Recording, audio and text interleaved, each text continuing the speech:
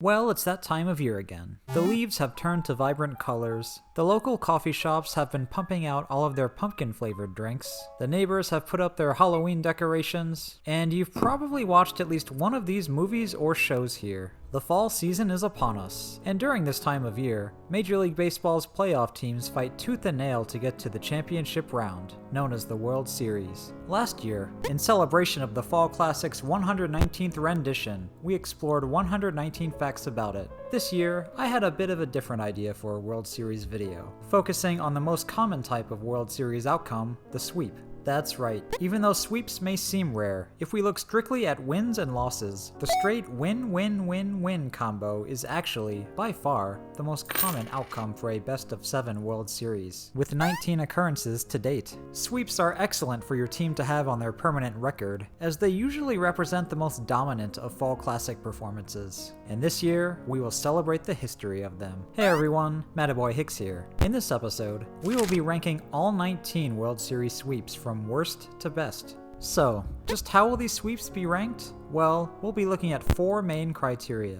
Firstly, the dominance of the sweep. To determine this, we will be considering factors like run differential, ERA, and championship win probability added. We will be comparing the winning team's stats against the losing team's to better comprehend how dominant the sweep in question was. Secondly, we will be looking at standout individual performances. If one or more of a team's players had exceptional performances in the Fall Classic, then the sweep will be rated higher. The more standout their achievements, the higher the sweep will likely fall on the list. Third, we will be looking at memorable events within the sweep. If the series had occurrences like critical home runs, game-saving catches, nail-biting rallies, or other plays that resonate within the team's fan bases, it will be rated higher on the countdown.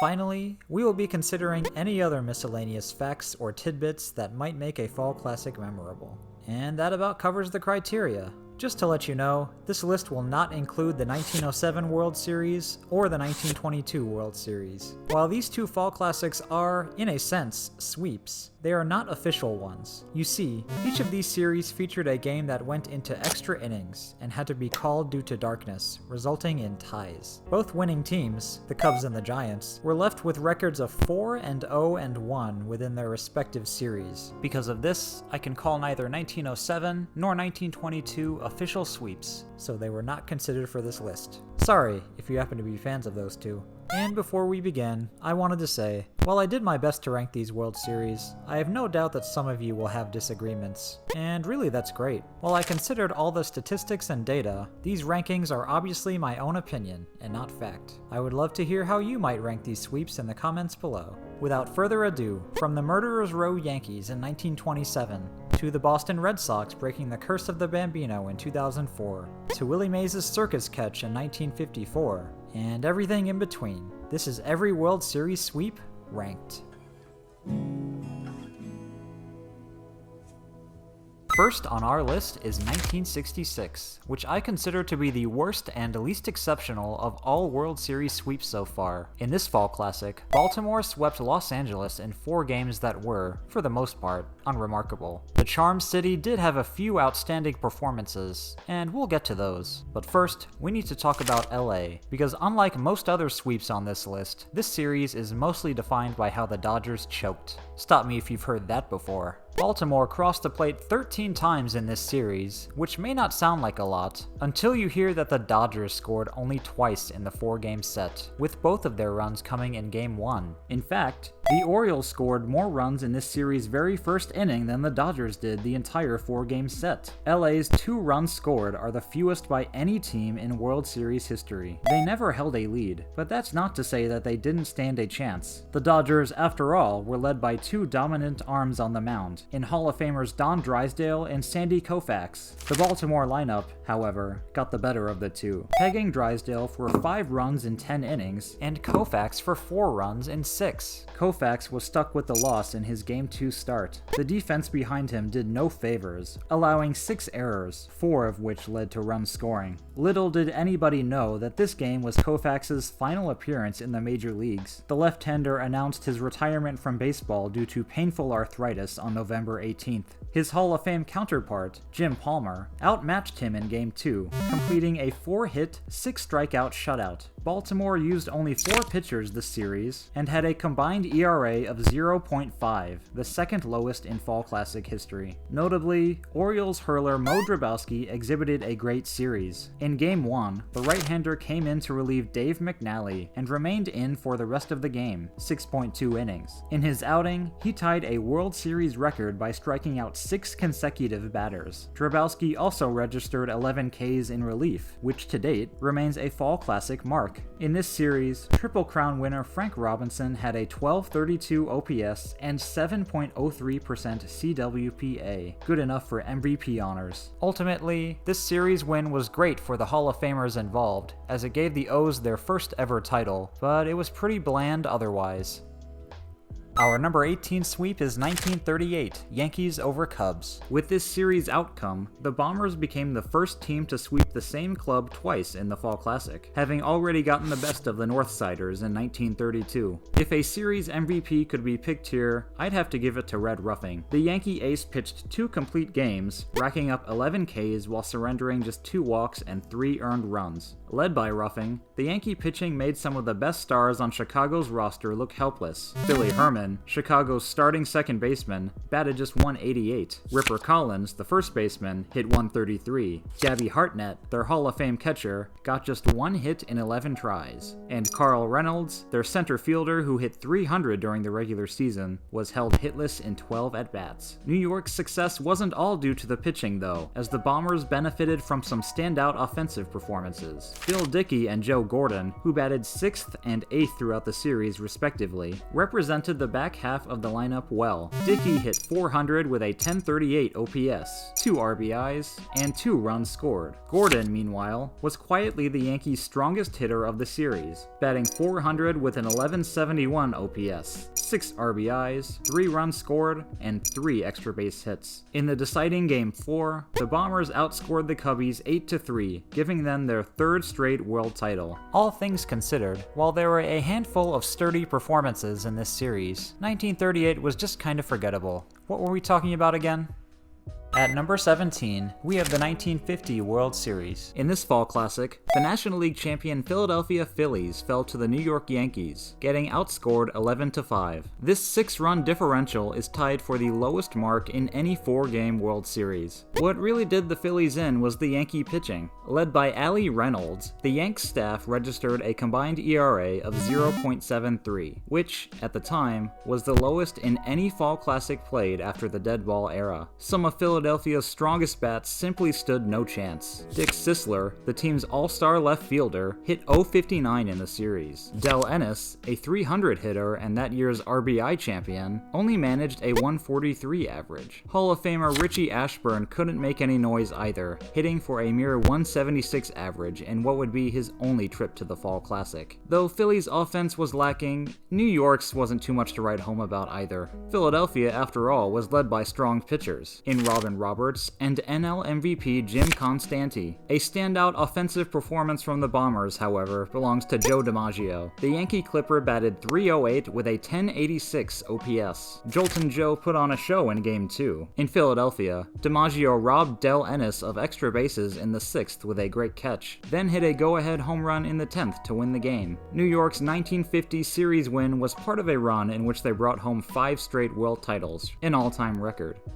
At number 16, we have the most recent World Series sweep, in San Francisco over Detroit. The Giants had a memorable run to the Fall Classic in 2012. That year, they had fewer wins than any other division champion, and had to overcome a 2-0 deficit against the Reds in the NLDS, as well as a 3-1 deficit against the Cardinals in the NLCS. After that, though, it was an easy 4-game set against Miguel Cabrera and the Tigers. Detroit scored only 6 runs this entire Fall Classic, and had an OPS nearly 200 points lower than the Giants. This sweep would rank higher, but the Giants also lacked heavily in the scoring department. San Fran's standout offensive performance belonged to Pablo Sandoval. In the memorable series opener, the Kung Fu Panda tied a World Series record by blasting 3 home runs, 2 of them against the reigning AL MVP Justin Verlander. After this though, the Giants managed just one more dinger, coming from Buster Posey in the series clincher. Furthermore, the Giants struggled to get on base.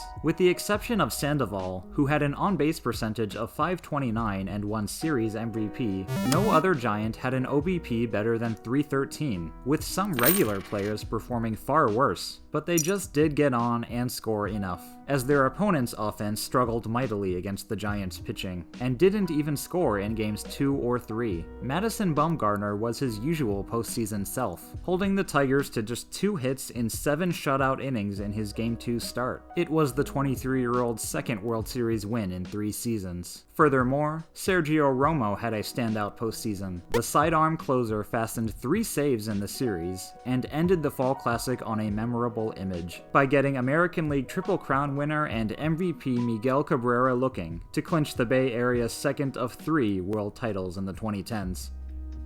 For number 15, we have the Yankees once again, this time sweeping the Pirates in 1927. The Murderers Row Bombers, led by the sledgehammer bats of Babe Ruth and Lou Gehrig, outscored the Buccos by a comfortable 13 runs in this 4-game set. The 3-4 pair performed well, combining for 2 home runs, 6 extra base hits, 5 walks, 11 RBIs, and 6 runs scored. 1927 represented New York's first of 8 World Series sweeps, far and away the most ever. The Pirates only maintained a lead in parts of 4 innings in the 24th edition of the Fall Classic, and were sloppy defensively. They committed 6 errors throughout the series, 2 of which manifested in runs scoring. In addition to strong offense, New York showcased some very strong pitching by Wade Hoyt, Wilcie Moore, Herb Pennock, and George Pipgrass, the only pitchers utilized throughout the series. This quartet allowed 9 fewer walks than Pittsburgh, and their ERA of 2 was more than 3 runs better. 1927 was well before the days of the World Series MVP award, but if one could be picked here, my choice would be Moore. The right-hander from Texas nailed a save in Game 1 with a 1.2-inning relief effort, and also ended the series with a complete Game 4-3 win. This Murderers Row World Series may occupy a low spot,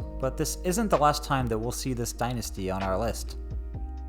At number 14, we have Dodgers over Yankees in 1963. This sweep ranks in the bottom half because, on paper, the 2 clubs seem pretty closely matched. For example, the Dodgers offense only managed 3 more hits than the Yankees, and just 1 more home run than the Bombers as well. The Yanks hit a mere 171 in this series, but the Dodgers' 214 average doesn't look much better. This series' 8-run differential is the 3rd lowest in any Fall Classic sweep, with both clubs averaging just 4 runs combined each game. Yep, the pitching on both ends carried most of the load this year, with LA's staff in particular taking center stage. Fresh off of his first of 3 300 strikeout seasons, Sandy Koufax was the big story in Game 1. In the series opener, the imposing lefty set a single-game Fall Classic record by fanning 15 batters, en route to a 5-2 win. Don Drysdale and Johnny Padres turned in exemplary starts as well, and together, these 3 aces recorded wins against Whitey Ford, Al Downing, and Jim Bouton. Koufax rightfully took home World Series MVP honors with 23 strikeouts and just 3 earned runs in 2 complete games. Something interesting is that New York scored all of their runs in this series in the late innings, crossing the plate 4 times in frames 7 through 9. Needless to say, they never led at any point in the series.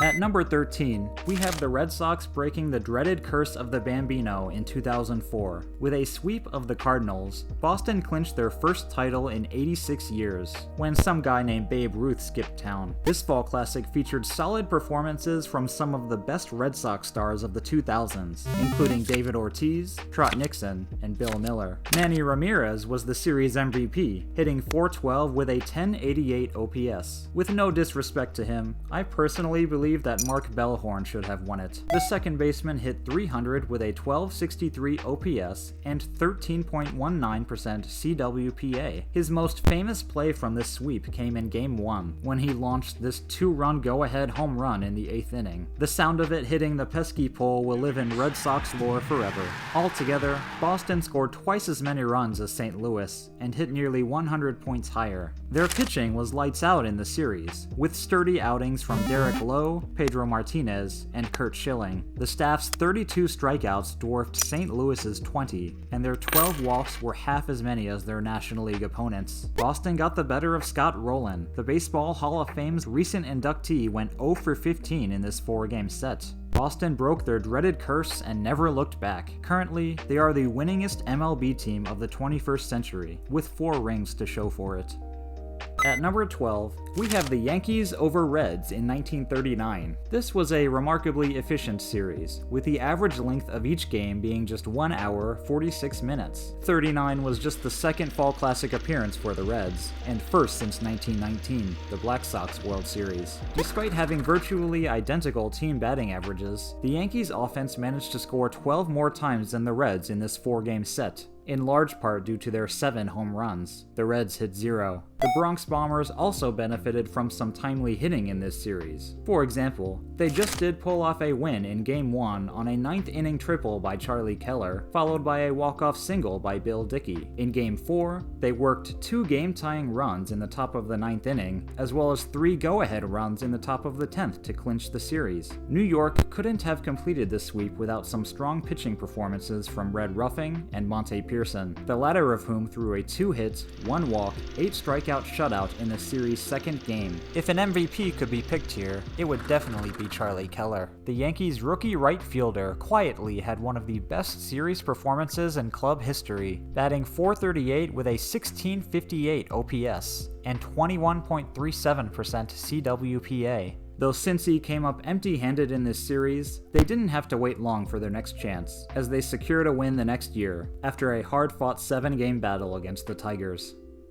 At our number 11 World Series sweep, we have the Reds over the Yankees in 1976. Following their hard-fought 7-game series win the year prior, the Big Red Machine, one of baseball's all-time great dynasties, made an example of the Bronx Bombers, outscoring them by 14 runs and holding them to a .222 average. 1976 marked New York's first trip to the Fall Classic in more than 10 years, but some of their strongest bats just couldn't make any noise against the mighty Reds in this homecoming. Willie Randolph and Mickey Rivers, all-stars in 1976 and staples in the Yankees lineup, went a combined 4 for 32 in the Fall Classic. Meanwhile, the heart of the Reds lineup was at their very best, with exceptional performances from Tony Perez, Joe Morgan, Cesar Geronimo, George Foster, Dave Concepcion, Dan Dreesen, and of course, Johnny Bench. The backstop was named MVP of this series after hitting .533 and 2 home runs in the series clincher. Their pitching came to play as well, with closer Will McInerney nailing 2 saves, and solid starts from Pat Zachary, Don Gullett, and Gary Nolan also being noteworthy. Jack Billingham, renowned for his strong postseason performances, did well in his 2.2 innings of work, and even etched a win to his record in Game 2. The Reds squeaked out that victory on Tony Perez's 9th inning walk-off single against Catfish Hunter. The 76 Reds were the first, and so far, only team in the expansion era to go completely undefeated in the postseason, after sweeping the Phillies in that year's best-of-5 NLCS. Cincy would have to wait 14 years before returning to the Fall Classic, where they would sweep the Athletics. Currently, the franchise has won their last 9 World Series contests. Altogether, this series showcased strong performances from some of the generation's best players, but it didn't have too many defining moments, which is why it falls at number 11 on our list.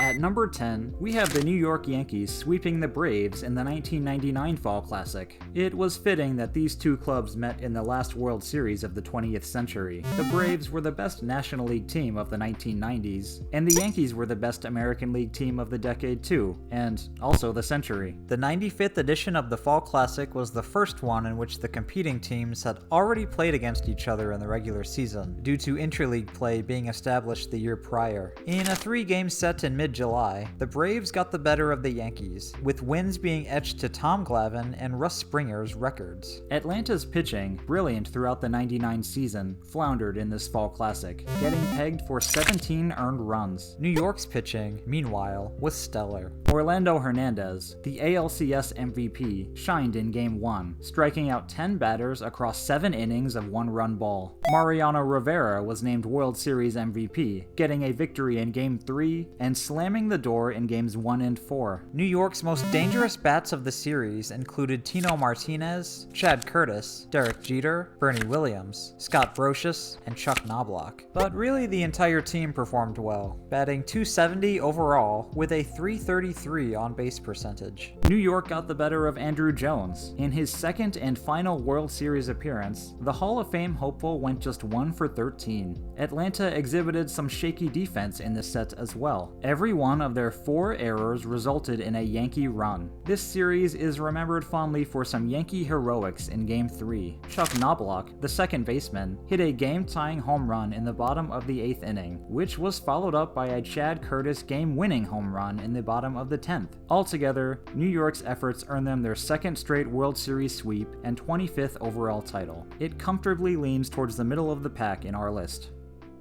At number 9, we have the only sweep to take place in the dead ball era, or era prior to 1920. In 1914, the Boston Braves, who found themselves in last place in the middle of the season, rallied to comfortably win the National League pennant by a 10.5 game margin. After this, Boston continued their Cinderella season by sweeping the Philadelphia A's in the Fall Classic. Their series win, let alone sweep, over Philly seemed highly improbable. You see, at the time, the city of brotherly love fielded the most exceptional team in baseball. Anchored by its powerhouse $100,000 infield, the A's won 4 pennants in 5 seasons from 1910 to 1914, and were heavily favored in this series over their National League rivals. In the 11th edition of the Fall Classic, though, the Braves had other plans. Combined, Philly's infield, which consisted of Stuffy McInnis at first, Eddie Collins at second, Jack Barry at short, and Frank Home Run Baker at third, went 10 for 58, equating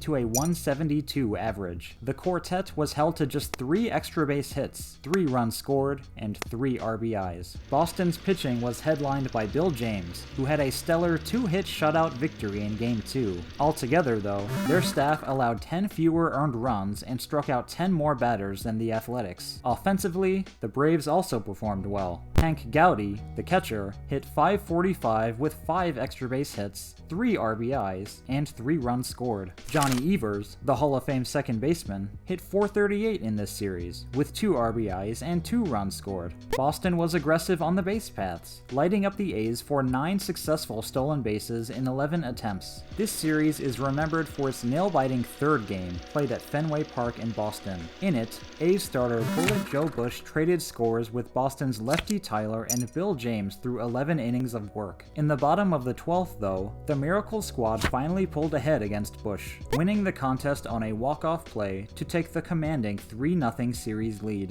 1914 was the only title that the Braves would win in Boston. And fun fact, the Braves are the only club to win a World Series in 3 different cities: Boston, Milwaukee, and Atlanta. Our number 8 sweep is Red Sox over Rockies in 2007. I am a bit torn on this one. On the one hand, Boston outscored Colorado by 19 runs, the largest differential out of all 19 Fall Classic sweeps. That alone puts this series near the top of the list. On the other hand, though, this series really didn't have any standout events that stuck with fans. Because of this, I think that the number 8 spot is the most fitting. Let's take a look at this series. In addition to runs scored, Boston outperformed Colorado in just about every other offensive department. For example, they reaped 18 more hits, hit well over 100 points higher, and possessed an OPS 307 points better. This wasn't all just because of the Coors effect either, as over half of Boston's runs came in their first 2 games at Fenway. Mike Lowell was named MVP of this series, and while he certainly had an outstanding run, I personally believe that the hardware should have landed with Jonathan Papelbon. The ace in the back end of Boston's bullpen, the hard-throwing Papelbon etched 3 saves to his name in 4.1 innings of work. Leading up to this series, Colorado had famously won 21 of their last 22 games, in a run known in the team's lore as Rocktober. The hot streak was awesome, and should be celebrated. It just didn't end the way they wanted it to. The Blake Street Bombers only held a lead in parts of 4 innings in this fall classic, and lost 2 games by 5 or more runs. Meanwhile, Boston's sweep fastened their second world title in 4 seasons. Their 2 World Series sweeps are second only to the Yankees for the most in American League history. At our number 7 World Series sweep, we have Yankees over Padres in 1998. Let's take a closer look at this matchup. This year, the Padres won 98 games in the regular season. That sounds like a lot, right? Well, what if I told you that this total was 16 less than that of the Yankees? That's right, the Bombers won 114 games in the 98 regular season. Needless to say, they were the heavy favorites to win the Fall Classic. Including postseason play, New York won 125 games this year, which remains an all-time Major League record. The 98 Fall Classic featured some career-best performances from the biggest Yankees stars of the generation. Just about every great had their moment in this series, including Orlando Hernandez, Mariano Rivera, Andy Pettitte, Derek Jeter, Chuck Knobloch, Tino Martinez, Jorge Posada, Ricky Ledee, and series MVP Scott Brocious. The team overall hit an astounding .309 with an .872 OPS, which was more than 200 points higher than their opponents. On the other side, the Padres saw a tremendous outing from Tony Gwynn. Mr. Padre hit an even .500 and even managed his only career World Series home run. The rest of the Padres offense, though, struggled. Ken Caminiti, a most valuable player in 1996, hit only .143. Steve Finley, their center fielder, hit just .083 in 3 games. Jim Leyritz, who had a great World Series with the Yankees in '96, went hitless in 10 at-bats with the Padres in this series. Greg Vaughn, a 50 home run hitter during the regular season, hit 2 in Game 1, but didn't do anything else the remainder of the set. That series opener was quite the show. A total of 5 home runs were hit, including this game-tying 3-run blast by Chuck Knobloch in the 7th. Followed by this Tino Martinez go-ahead grand slam 5 batters later. It came after this controversial ball call. You be the judge. The 7-run eruption in the 7th comfortably gave the Bombers the lead, en route to their 4th straight postseason win. This series also saw tense action in Games 3 and 4. In the former contest, Scott Brocious stole the show with his 2 home runs. His first one, hit in the 7th inning, got his team on the board. His next one, a 3-run blast hit in the 8th inning off of Trevor Hoffman, gave his Bombers a 5-3 lead. In the series finale, New York scored all of their runs in the 6th inning or later. To date, 1998 is San Diego's most recent trip to the Fall Classic. Because this sweep featured all-around exceptional performances from the winning team and had numerous nail-biting games, this one easily ranks near the top. At number 6, we have Cincinnati over Oakland in 1990. In the 87th edition of the Fall Classic, the Reds bereaved an athletics dynasty that had just captured their 3rd straight American League pennant. The 103-win A's were kept at bay by the 91-win Reds, in large part due to their fantastic pitching. Led by series MVP Jose Rijo and the Nasty Boys bullpen, the Reds held their AL adversaries to a .207 average, which was more than 100 points lower than what their offense produced. Cincinnati also struck out more than 3 times as many batters than Oakland in the Fall Classic, and bested them in just about every major pitching category. Too much can't be said about Rijo's performance.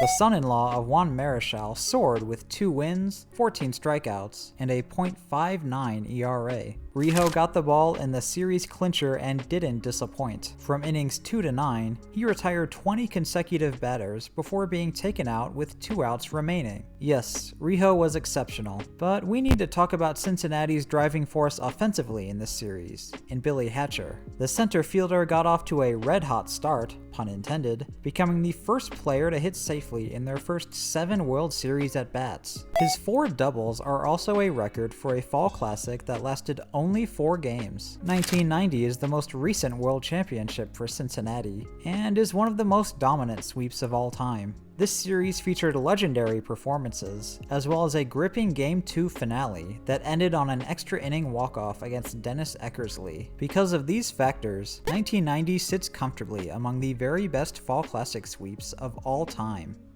At number 5, we have the 2005 World Series between the White Sox and Astros. This was the White Sox first trip to the Fall Classic in 46 years. It was the Astros' first trip in, well, ever. The Killer Bee Astros, led by the Hall of Fame bats of Craig Biggio and Jeff Bagwell, were silenced by a White Sox squad that was simply unstoppable. They won 99 games in the regular season, which was tied for the second best total in their more than 100-year history. In the postseason, the Windy City Southsiders went on a nearly perfect run, faltering in just one game in the ALCS. Their World Series sweep of Houston was defined by several key moments that carry on in White Sox lore. There was Paul Konerko's go-ahead grand slam, hit in the 7th inning of Game 2, which, according to championship win probability added, is the most critical grand slam ever hit in baseball history. There was Scott Podsednik's game-winning home run a few innings later. The speedy Podsednik went homerless in 129 games in the 05 regular season, but came up clutch with 2 in that year's postseason. There was Jeff Blum, pinch hitting a game-winning home run in the 14th inning of Game 3. Blum became just the second player to hit a home run in what would be his only career World Series at bat, and this play settled a game that was, at the time, tied for the longest World Series contest ever played. And of course, there was Series MVP Jermaine Dye's go-ahead single late in Game 4. Ah yes, times were good for White Sox fans. Where have they gone? On the pitching side of things, Chicago used every arm on their roster to shut down the Astros' offense. I wouldn't say that there was a standout individual pitching performance for the White Sox in the World Series, but their whole proved to be much greater than the sum of their parts. This title ended an 88-year championship drought for the White Sox, one of the longest championship droughts in baseball history. Despite the low scoring on both ends, I decided to rank this sweep near the top. It had just about everything you could ask for, from enduring moments and events to tight, nail-biting games. The 05 series is one that should be celebrated and remembered. Coming in at our number 4 sweep, we have Yankees over Cubs in 1932. This series is best remembered for Babe Ruth's called shot in Game 3. That play alone is so memorable and essential to baseball lore that it slingshots this sweep towards the top of our list. We'll get to that home run soon, but in addition to it, the Bambino had an excellent series, batting .333 with another home run and 6 total runs scored. But I'd have to give the MVP award to Lou Gehrig. The Iron Horse batted a most impressive .529 with 3 home runs, 8 RBIs, 9 runs scored, and a 17-18 OPS. Led by these two juggernaut bats, the Bombers' offense prevailed, winning 2 games by 6 or more runs and sporting a .942 OPS, 239 points higher than that of the Cubs. New York also scored 18 more runs than Chicago and hit 5 more home runs. Furthermore, their pitching was far more sound, allowing 12 fewer walks and 23 fewer earned runs than the Cubs. Herb Pennock registered 2 saves in this series in Games 3 and 4. Lefty Gomez and Red Ruffing, both young talents at the beginnings of their successful tenures with the Yankees, each tossed complete game wins. Now, let's talk about that called shot by Ruth. It's October 1st, 1932. The Chicago Cubs are hosting the New York Yankees in the 3rd game of the World Series. It is a particularly heated contest, as the two clubs trade blows all afternoon, and New York's 2 biggest stars, Babe Ruth and Lou Gehrig, have each hit home runs entering the game's 5th inning. With the score tied, Ruth comes to bat against Charlie Root, Chicago's starting pitcher. The Sultan of SWAT receives an awful lot of heckling from the Cubs bench and Wrigley Field crowd as he falls behind with 2 strikes. In response to these jeers, Ruth makes a now famous gesture, pointing out towards center field, indicating to his adversaries where he would hit Root's next offering. And he does just that, walloping a long drive to the Wrigley flagpole. Ruth's solo shot gives New York the lead, and they never look back. Gehrig follows up his teammate's iconic play with another round-tripper of his own, and Charlie Root is finished. New York takes the contest and completes the series sweep the next day. That's how the story goes. Of course, over time, Ruth's called shot has come into question. Some speculate that the Bambino wasn't actually pointing to center field, but was instead only gesturing to the Cubs dugout or to Charlie Root himself. It will be a mystery that will last until the end of time, And that's just the way it should be. And with that play, 1932 comfortably takes our number 4 spot. This star-studded World Series that had a record 13 Hall of Fame players represented New York's 3rd straight Fall Classic sweep, giving them a most impressive 12 straight World Series wins.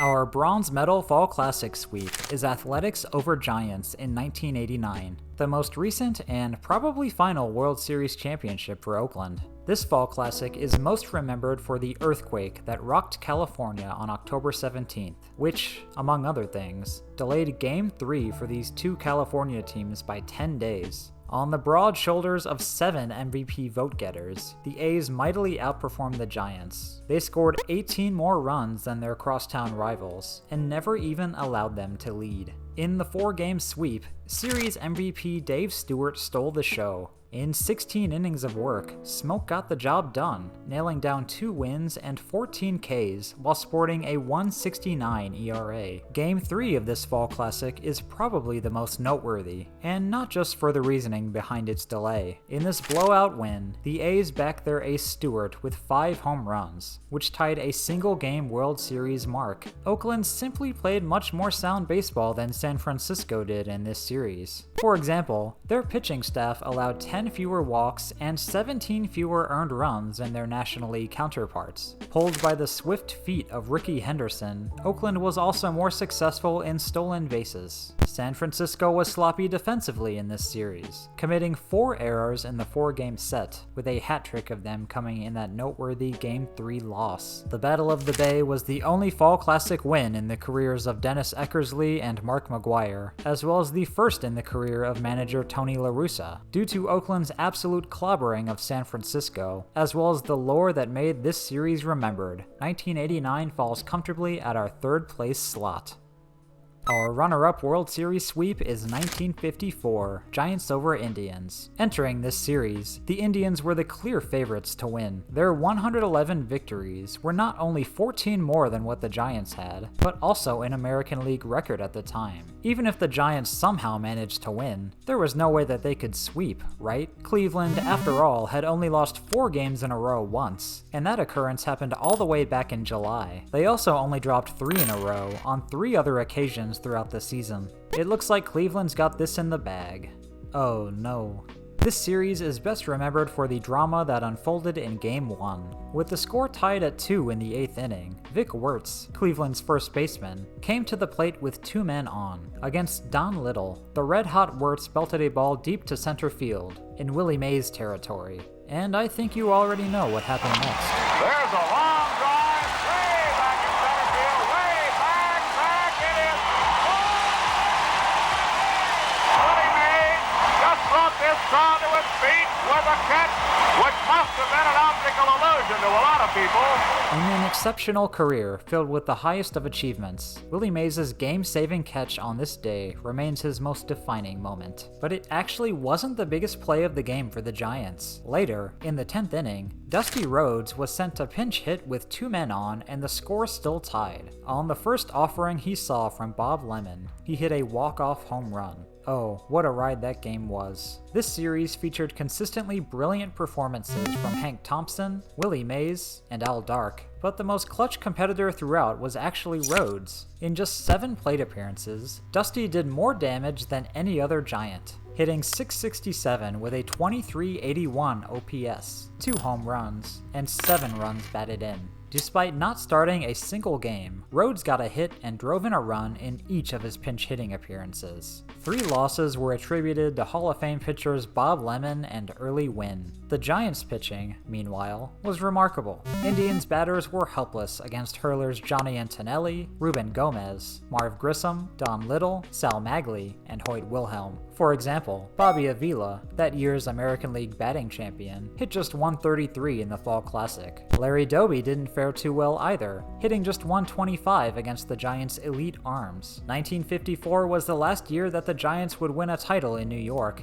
as well as the last time they'd win for 56 years. For Cleveland, 1954 marked their last World Series appearance for 41 seasons. Overall, the '54 sweep was dominant, had some exceptional performances and noteworthy drama, which propel it right towards the top of our list. Finally, at number 1, we have what I believe to be the most dominant sweep to come from the Murderers Row Yankees dynasty. Once again supercharged by the powerful bats of Ruth and Gehrig, the Yankees swept the Cardinals in 1928 with a colossal 17-run differential. Get this, in this 4-game set, Ruth had a .625 average, a .2022 OPS, 10 hits, 9 runs scored, and 3 home runs. Awfully impressive, right?